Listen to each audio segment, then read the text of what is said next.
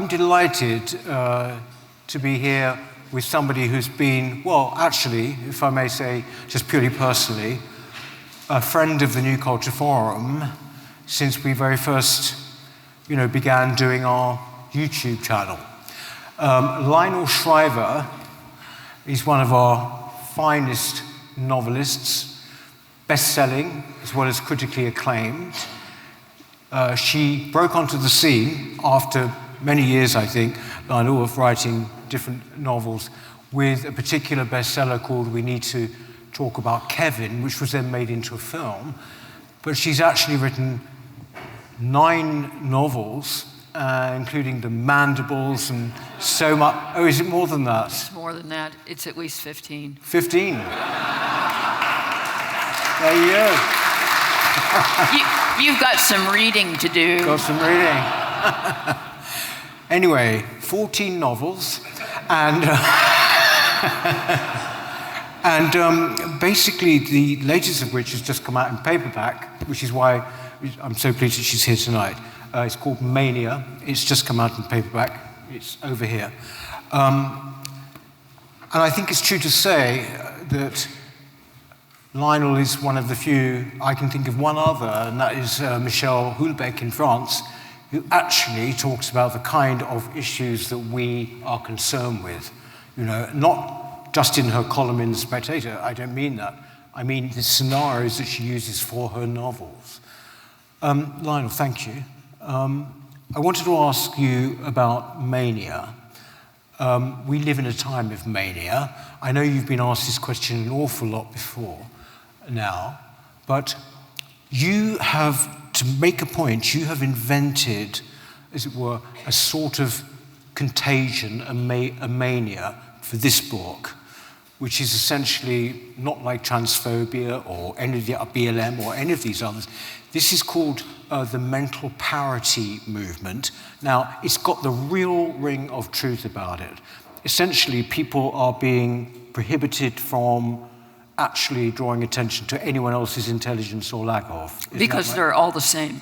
We're all the same. We all have the same brains. You can see in pictures of people's brains in x-rays, they look the same, don't they? And so you even have books which are reproducing these pictures, and that proves it. And I was inspired to write this book after living through a series of manias, social manias, that have been dizzying and unusually, given the technology available, international. So the contagion that, as ever, starts in the United States, ends up spreading to the UK and the entire Anglosphere, and to a slightly lesser degree, the entire Western world. And I was disturbed individually by all of them. The trans movement, which I identify as first emerging in 2012, that's when all these documentaries started going on TV about little boys in dresses. And it was disconcerting, like, why are we suddenly consumed with this? Black Lives Matter was actually born shortly thereafter, though it only came completely to fruition, as we know, in 2020, when it exploded into an international hysteria, from which we are still suffering today, I'm afraid. The Me Too movement, which started out with a handful of women who had a legitimate grievance and immediately turned into a festival of self-pity on behalf of my sex. And it also bled into clear anti-male propaganda. And you know what? Some of my best friends are men. One of my favorite husbands is a man. So I was not on board with that one from early on. COVID itself became a mania, I think, which spawned many mini manias The whole thing about masking. People were getting into fistfights in supermarkets over them. And they don't work, by the way.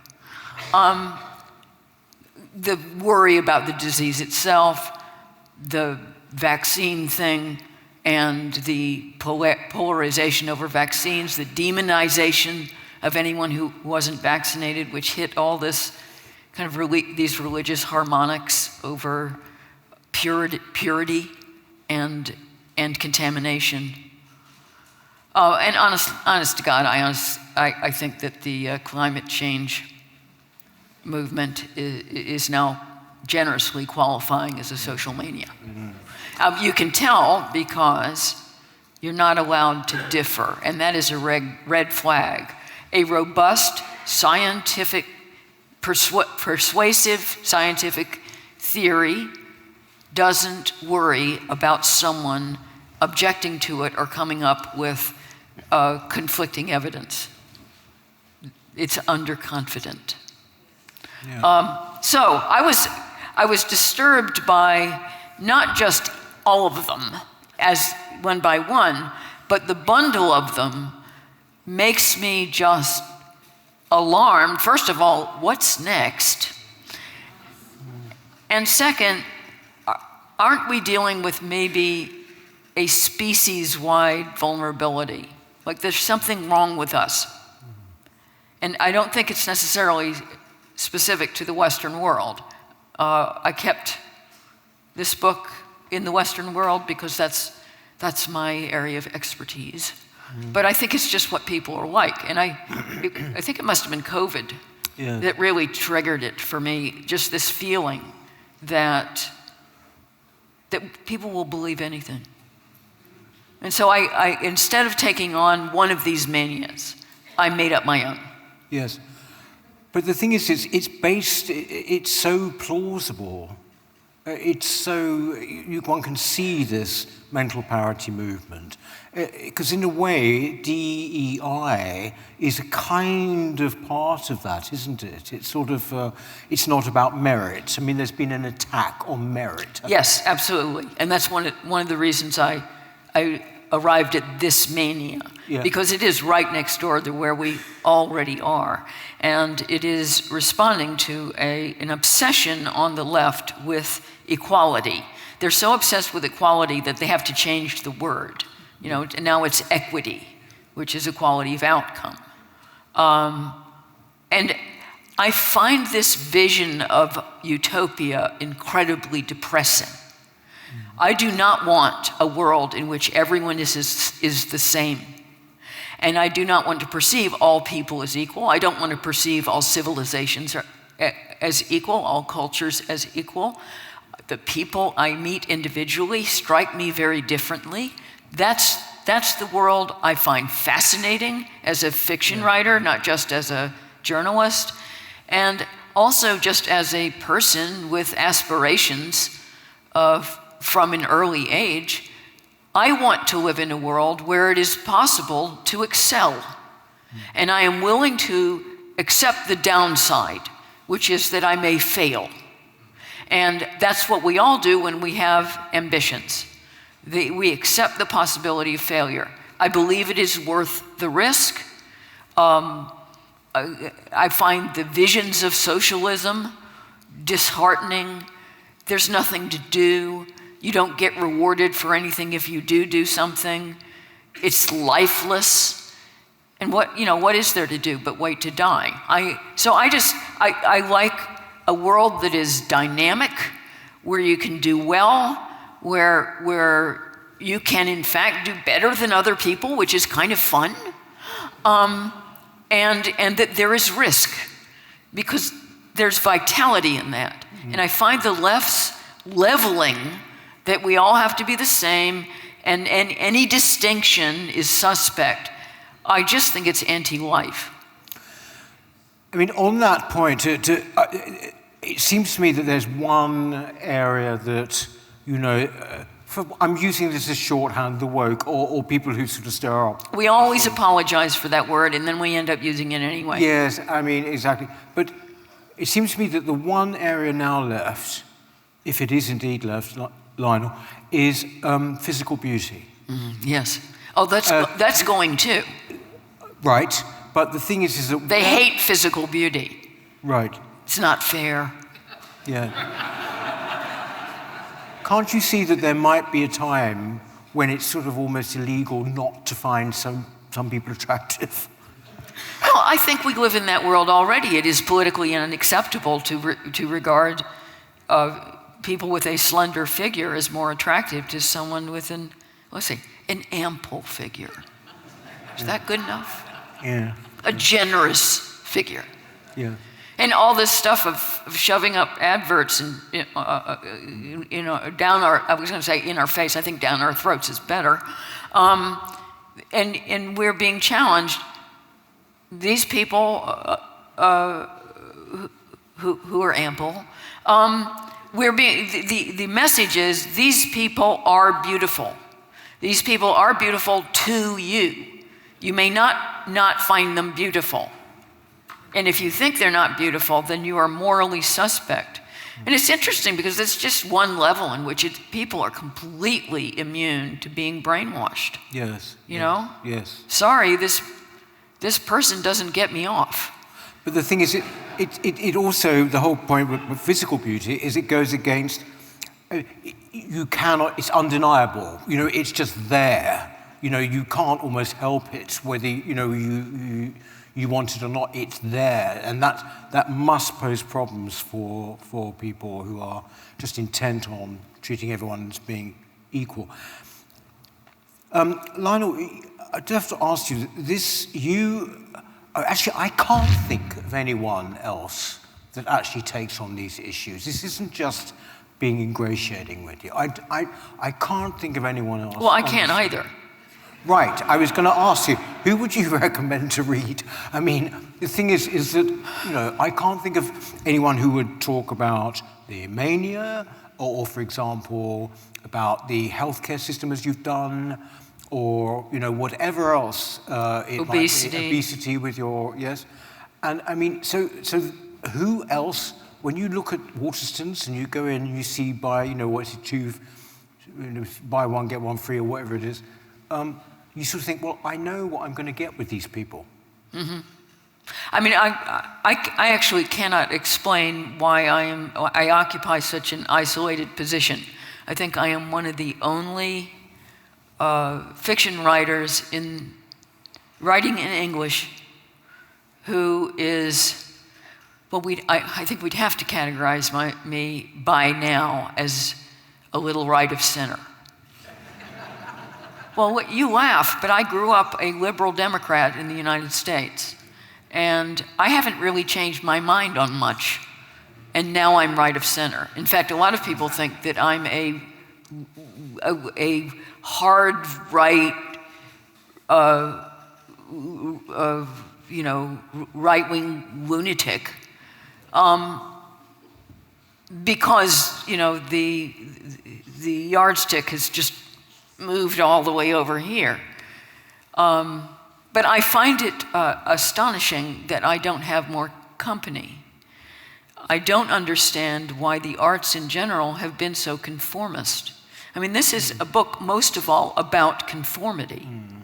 And the main character, who grew up as a Jehovah's Witness and rejected it as a teenager, paid the price.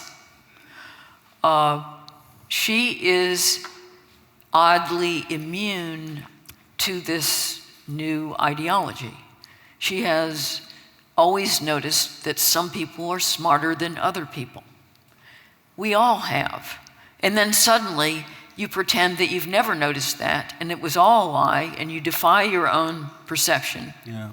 But there are certain people, and I imagine that some of them are in this very room, who just don't get with the program, right? And so she's just astonished by while everyone goes nuts around her and does not get on board. Although even my protagonist has to adapt to a degree. And so she can't be a purist and keep her job. She teaches in university. And you can't teach in university. You know, it's just the same basic world that Matt was describing. So she has to pretend to be faithful to this ideology. She is a heretic in little ways. She's teaching a literature course, and so she assigns Dostoevsky's The Idiot, which is a scandal. But I'm very interested in this issue of conformity and the arts. And you would think that people who are supposedly professionally creative would be capable of thinking outside the proverbial box. And I'm afraid that my experience of not just writers, but especially writers, but all artists for the last 15 years has been massively disappointing. And I think that we've also suffered, as a consequence, very bad art. Yes. Interesting, I mean, on this point, we've discussed this before, actually, Lionel, but the kind of attack on creativity when it comes to writing, and by writers themselves. Yes, but, okay, take the publishing industry, where, as you pointed out, there are this phenomenon of stay in your lane. In other words, the whole idea of thinking creatively outside yourself is now looked down upon and discouraged, and also sensitivity readers and all of this sort of thing. When you look at it, would a book like Mania have got published if it didn't have your name on it? Do you think someone going in straight, someone here maybe who's writing a novel? That's a good question. I doubt it. Yeah. I do. Yeah. If it was a first novel.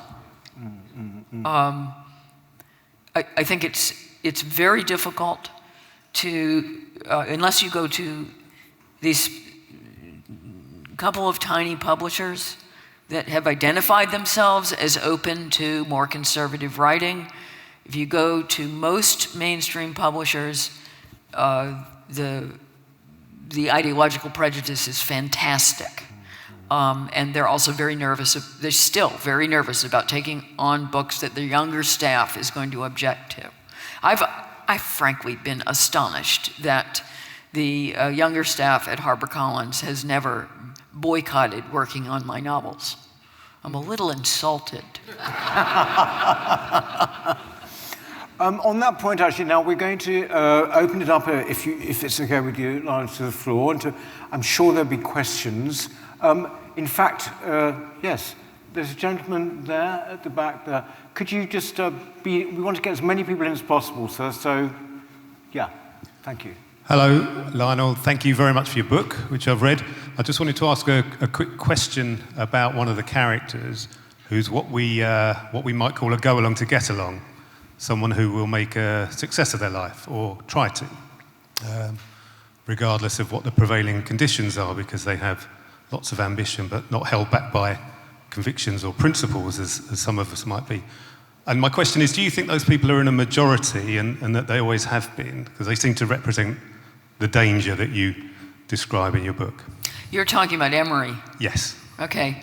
I may have slightly misrepresented the novel, because it is a novel and it's not purely a political satire. I don't think I could get that many pages without boring the pants off you if we only just talked about the mental parody movement.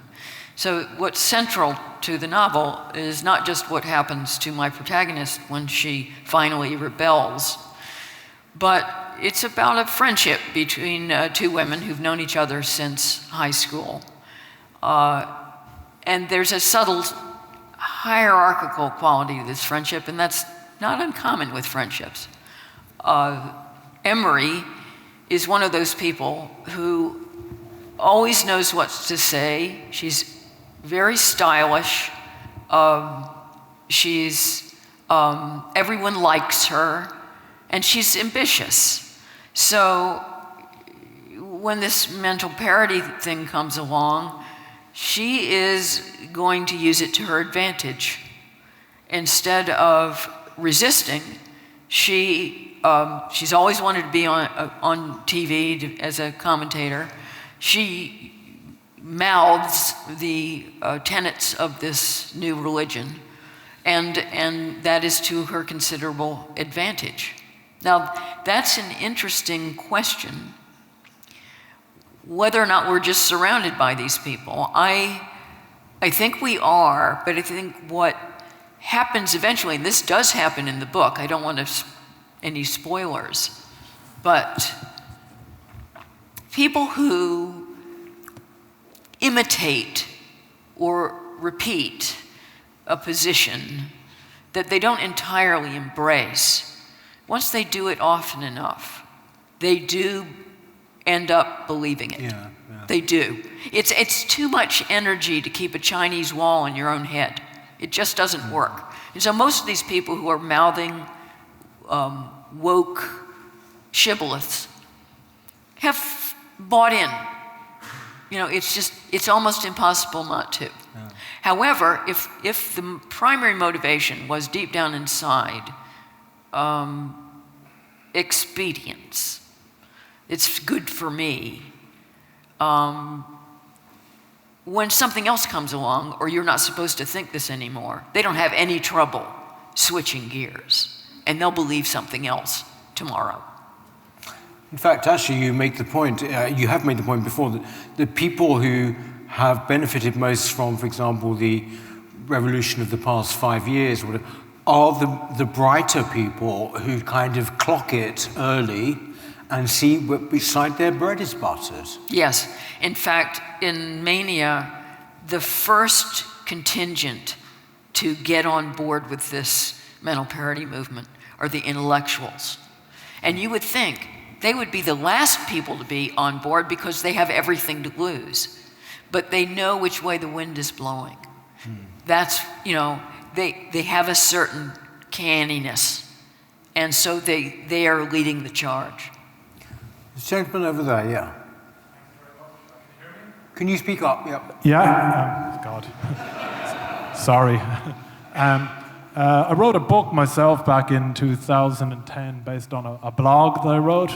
The blog won the Orwell Prize in 2010. It was a factual book based on my experience as a youth worker and kind of my shift away from the left to more conservative worldview. And that gave me the confidence to write a novel. So I spent a few years writing a novel without any idea how insane the culture had got. You know, I kind of semi-plugged out from things, but kept abreast of it. Anyway, long story short, finished the novel. I didn't think, you know, I didn't know whether it was any good or not myself. It's hard to know. But I sent it off. I thought, well, at least people will have a look at it, literary agents, because I did win this prize. And all I got back was no, no, no. And then I got one very interesting letter off a publisher maybe 6-7 years ago. It said, this is the funniest thing that I've read in quite a while, but I would have no idea how to market it. And I thought that was the most bizarre thing. And it said to me, I wasn't trying to be highbrow, but, you know, it was kind of like a Nick Hornby-esque type novel, you know? And a friend of mine said to me, it's because you're a straight white male who writes for a publication called The Conservative Woman, and you have a book out there already about how the left are wrong about everything. And anyway, the question I wanted to ask is there any hope for fiction writers that are not even conservatives like myself, but just non-conformist, anyone going against the grain? Is there any way that we can get published? Thank you. I mean, I think that the fact that I'm still published is a good sign, and I don't take that for granted. And I should take a moment to give some credit to HarperCollins for that. Of the big 5 publishers, I think it's the only one that has a real range of authors. They've started publishing Douglas Murray, for example. And without the support of my publishers, I would have a hard time selling. I mean, I could self-publish, but that can be a little dubious. I'm sympathetic with your travails in trying to get into print.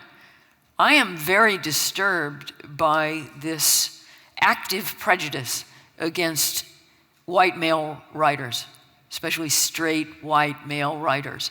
They're almost non-existent. And these are some of my, historically, these are my favorite authors. I've confessed before in public that, if I make a list of my favorite writers, I'm afraid they're overwhelmingly male. And these are people who they're just people. The publishers will not even consider it. And if you look at the statistics, it is absolutely shocking. And it's not that straight white males are not writing fiction, though they are being actively discouraged. And I think that the readership is missing out. I think that I personally am missing out. I have a feeling there are some books, maybe like yours, that I am missing out on. Do you think, Lionel, I mentioned earlier that obviously there was quite a well-known film made from your novel, We Need to Talk About Kevin. But you see, would MANIA, did you ever have any interest from production companies in doing MANIA, for example? I mean, for one of these nice glossy Netflix dramas? No, I haven't had any pickup on the film. You think it would be perfect, wouldn't you? Yeah, it would be a nice, tight little movie. Yeah. It would work. Yeah. It wouldn't even be that expensive. Any more questions? One from this side. Yes, the gentleman right there with the white hoodie. Following on the last question, in art, many women pretended to be men in order to get forward in their careers. Do you think men becoming nom de plume women in the publishing industry could work? I have a good friend in New York who wrote a quite good novel of speculative fiction, but not kind of grounded book.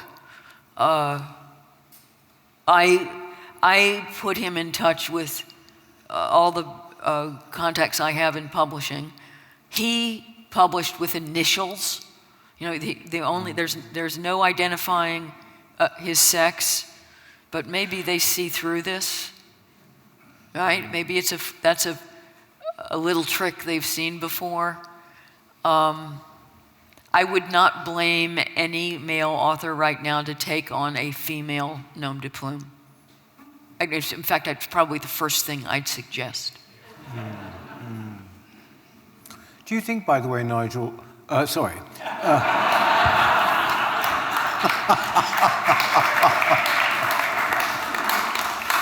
Sorry, Lionel. I've had a very long day, I'm sorry. Do you think that, how are you regarded by your kind of fellow novelists or people in the literary sphere? I honestly don't know. I have fewer friends who are writers than I used to, and I don't know how to interpret that. I get invited to fewer, especially international literary festivals than I used to, and I have my suspicions how to interpret that. In fact, one of the reasons that I responded to your invitation is that you are operating in a context that you, I think, accurately perceive as overwhelmingly left-wing, and I really support this festival. Yeah. It fills a need. I wish there were more of them. But I find that nobody from the canon, the people who are writing the canon now, they're just not in touch. And worse, and this is one of the things that inspired this book, because it's about a big falling out between friends over ideology. And that's what's happened, that I've lost friends because I'm on the wrong side of history. And they don't want to be associated with me. I think sometimes it's just a matter of it's not good for their career because they don't want to be lumped in with someone like me. You know what the irony is? That I think my profile has enormously benefited from being one of the only right-of-center fiction writers in the Western world. Any more questions? Yes, the lady right here in the front. Thanks.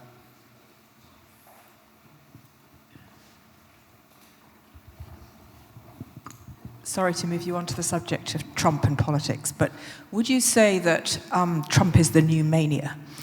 Because as I kind of go about my life, I find all these people making adverse comments about Trump, and it's sort of a way of getting on with people and a recognition of a sort of shared view of the world.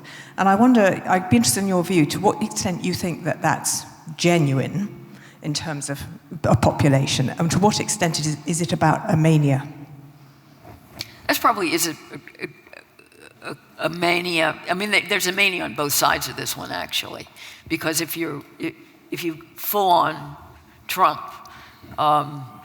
you embrace him with a complete lack of criticism, which I think is a mistake. And I just get tired of clarifying that I've never been a Trump supporter, but once he got elected a second time, I do support any number of his initiatives, especially in that first draft of executive orders. I've found it utterly exhilarating that a president announced that there were only two sexes. News to all of us. And what's been difficult is that people are so Manichaean about Trump that it's hard for me to maintain my weirdly medium course. I just had dinner with a very good friend of mine a couple of nights ago, and she was astonished. I did not identify myself as a Trump supporter because I wasn't on, what was actually her side. It's almost impossible to walk that middle course with him because you're either completely for him or against him. And that means sacrificing your ability to think independently. It's joining a side, it's tribal. And I'm not tribal. And I think it's one of our worst traits. And it's to be resisted at all costs. So I often have to remind myself when I'm reading the newspaper and Trump says something overtly, I gather we can now officially use this word for a little while, retarded. I'm not stuck with it. I don't have to support him. I don't have to make excuses for him. I can say, well, that was dumb, and I don't agree with that, and that was impolitic. I'm not sure about how he dealt with the South Africa situation or the Zelensky thing, and I'm not stuck with it. I'm not stuck with him, and I'm not stuck resisting him either. I am not obliged to get all upset at what he's doing with U.S. universities. I kind of like what he's doing to Harvard. Yeah. Do you think that on this front, basically people having to be utterly sort of derangedly opposing Trump or not, there is another phenomenon which is obviously connected to that, seems to me. People say, we've never been so polarized, we've never been so divided in this country, whether it's Brexit, whether it's this, that, or the other. But it seems to me... Well, you did have a civil war. Well, yes, no, we might well be having another one. But in the meantime, we've got this kind of polarization, which is kind of... is portrayed as being on pretty much even Stevens. We're both as bad as one another. I firmly believe that there were many Remainers who stopped talking to Brexiteers. I still do not know any Brexiteers who penalized Remainers. I use that as a way, just simply a microcosm for the general political debate. It seems that if you are on the left, broadly speaking, your opponent is wicked as well as wrong. And that surely is something which is tends not to be examined very much. Well, Certainly not in novels. that is one of the main themes of this novel, exactly. That the friend who becomes intoxicated with the orthodoxy, which I think we would generally identify as left-wing because it's obsessed with equality, is the one who ends up taking offense and stomping out. And that's always the way it is. And I have never turned my back on a single friend of mine for any ideological reason, much less have I turned my back on a friend of mine because they were too left-wing and we disagree on too many things, and therefore we can't be friends anymore. But I have had the experience on the other side of the ideological spectrum more than once. And I think that makes, honestly, I just think that makes the person to the right a better human being, you know, and more loyal. We've got time for a couple more questions, actually. So there's a gentleman right there at the back, and then there's one here. So, yep, the guy there.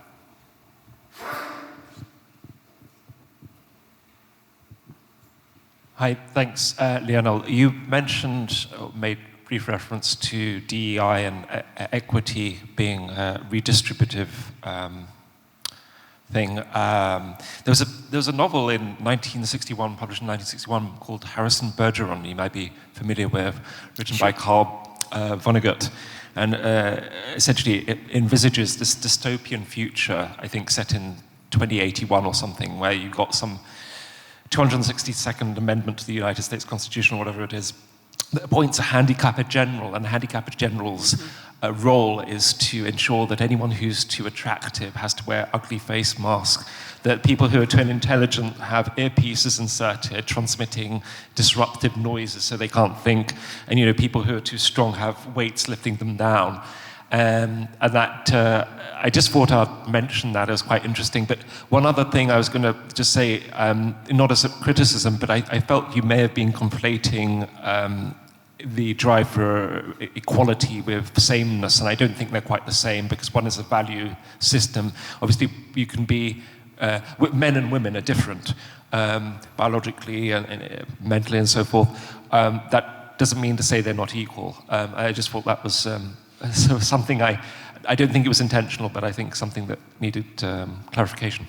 Okay, thank you. I would clarify, I think Harrison Bergeron is a short story. Though I ran across by accident some commenter complaining that I didn't need to write Mania because someone had already written the short story and that was enough. I agree that equality doesn't necessarily imply sameness, but it does imply a leveling so that you do get the same outcome, that there's this, it's not only the famous level playing field, but it's a level future. Yeah. So there is, it's a level horizon. There is nothing to aspire to. You're everyone is going to end up in the same place. And I do find that a depressing idea of a lifetime trajectory. It was no, there's a gentleman.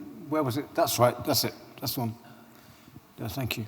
Hi. I'm a sort of not especially successful artist and cartoonist, but I got a thing going in 2018 called Artists for Brexit. Stuck my head above the parapet a bit, and wow. And sort of been a target ever since, really. Reading your book was so interesting about the sort of psychology and the social dynamic of what was going on. I sort of related to it in my own experience, especially at that time. I'm not sure if Remain, the whole Remain movement, fits into your model of Mania, but I'm really interested you know, if you've got any reflections from thinking about this MANIA thing so much,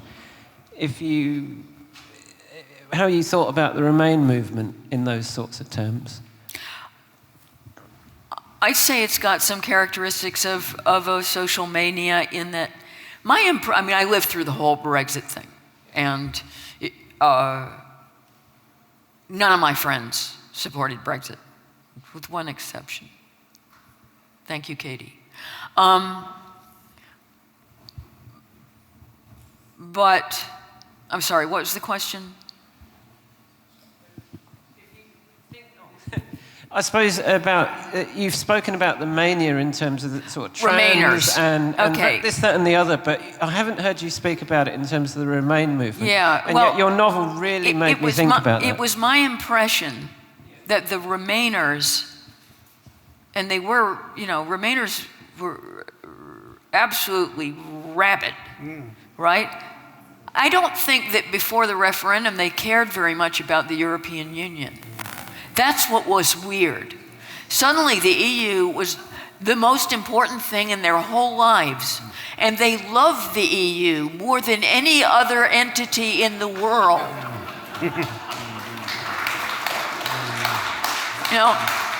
They were going to leave all their money to the EU.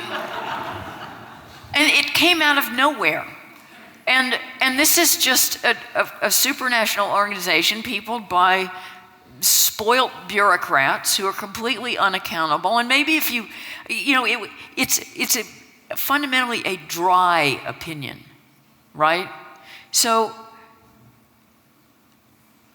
it was really motivated by hatred of Brexit supporters. Yes. Right? So it was motivated by contempt and a sense of superiority. So it seemed to have a positive gloss, but actually, and it was more tribal stuff. We're the smart people. We know best.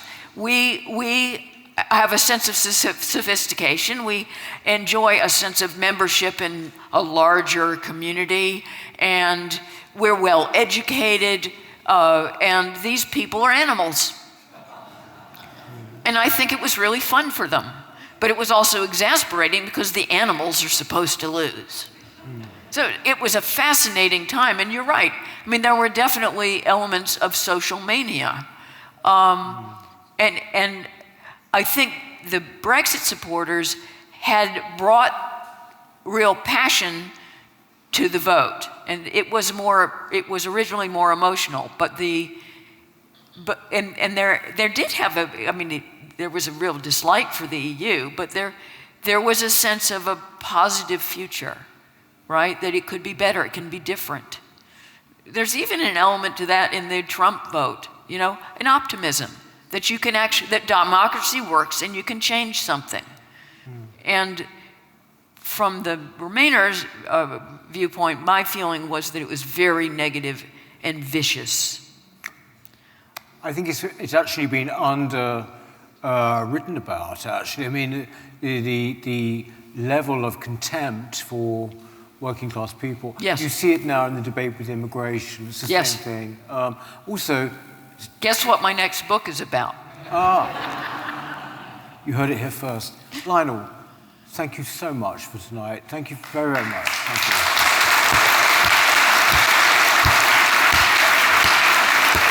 Lovely.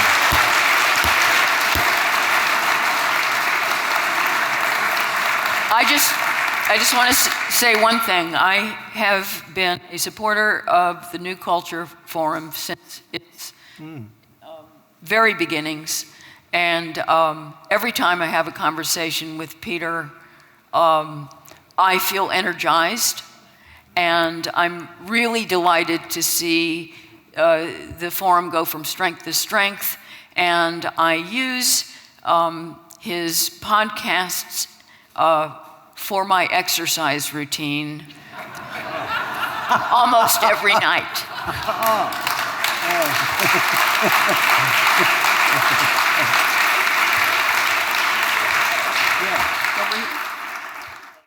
Our mission at the New Culture Forum is and always has been to defend and celebrate Britain's history, culture, and its people, and indeed Western civilization, at a time when both are under sustained attack. We have grown from small beginnings to become the country's most influential right-leaning cultural think tank. Our content is watched and read by some of Britain's most influential political figures. But now, we need your help. If you believe in what we do, then please do become a member. For as little as £4 a month, you can make a vital contribution to what we do. As a member of the NCF family, you will help ensure that we can continue to produce quality content online, such as our 3 weekly programs, Whittle, which is our flagship interview show, Newspeak, our panel discussion show, and Deprogrammed, which is targeted at Britain's youth. As you probably know, in addition, we produce important documentaries, such as our critically acclaimed 6-part series, The West, a stunning celebration of the history and genius of Western civilization, and our ongoing documentary series, Heresies, with hard-hitting episodes tackling subjects such as immigration, gender ideology, and BBC bias. But the New Culture Forum is much more than a YouTube channel. We don't just complain about Britain as it is, we provide real solutions and clear policies on how we can push back against the madness and restore sanity to this nation. Our presenters are now highly sought after and have become familiar faces across the media.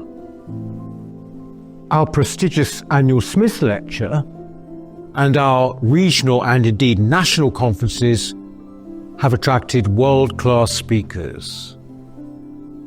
Perhaps most importantly, we are the only organisation on the right of politics that has launched a national movement without actually being a political party. And uniquely, through our NCF Locals programme, we've established some 30 active branches in towns and cities right across the nation, from Edinburgh to Exeter, and with many more on the way. We're very proud of what we've achieved, and our members have made it possible. In return, our members receive access to exclusive content, invitations to private events, free or discounted tickets to our conferences and lectures, free copies of our books, and much more. I very much hope that you'll join us too by clicking the link in the description or going to our website, newcultureforum.org.uk. Now is the time that we need your help. Thank you.